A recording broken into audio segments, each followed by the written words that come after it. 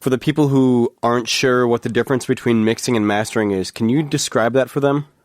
Yeah. Well, I like to equate mastering to color correction for video or retouching photos or framing photos. You know, when I get someone's work, the photo is already taken. It's my job to sort of frame it and make it look as good as it can. You know, cropping out some stuff that doesn't need to be there, focusing it a little better, playing with the color, you know, like in a basic sense, like an Instagram filter in a way, you know, bringing out certain highlights, things like that. So that's kind of the simplified version of mastering, is just sort of taking what someone's already done and making sure it's the best that it can be, and it looks, or in audio terms, sounds as good as possible on all different types of systems, whether it's earbuds, car stereo, big speakers, a Bluetooth speaker now is part of the equation. And then also formats, you know, CD, streaming, vinyl, cassette.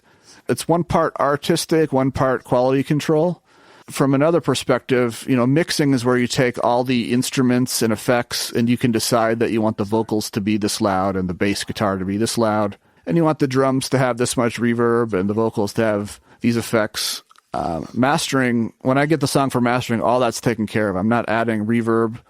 I'm not adjusting levels of vocals or bass drums or hi-hats or keyboard parts. You know, all that's baked in. I'm working with a stereo mix file. So anything I can do in a really simple sense isn't anything you can't do with your car stereo. You know, if I turn up the treble or the high end, it's going to turn up the high end of everything. It might make the vocals nice and crisp, but it might make the hi-hats too harsh.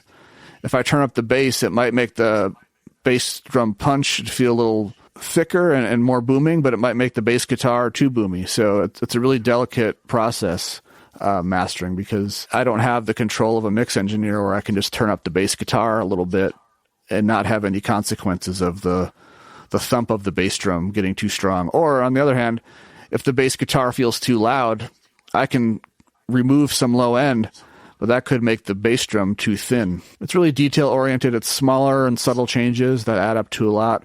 And then the last aspect to it from an album standpoint is making sure all the songs of an album feel good together, that you're not tempted to adjust your stereo controls for when you're listening to an album. Like song 3 doesn't come on and it's too quiet, or song 4 comes on and it's way too loud or too bright or too thin or too much bass. So it's looking at all the songs as a group as well and making sure that everything works.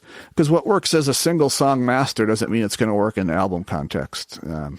For anybody who was curious about the difference between mixing and mastering, that was probably the best distinction I've ever heard been made between the two.